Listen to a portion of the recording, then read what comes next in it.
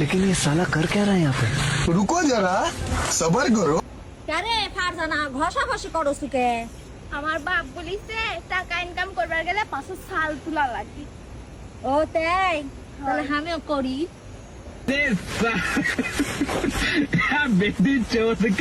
और बापे बोले কইছে টেহা ইনকাম করতে গেলে পুটকির ছাল বলটা যায়গা, মানে পুটকির ছাল বলটা এলাম না, এই জন্য পুটকি ঘষিত আছে গাছের মধ্যে। ওইভাবে তো টেহা ইনকাম হবো না, টেহা পুটকির ছাল বলটা না গণ্য ভাবে।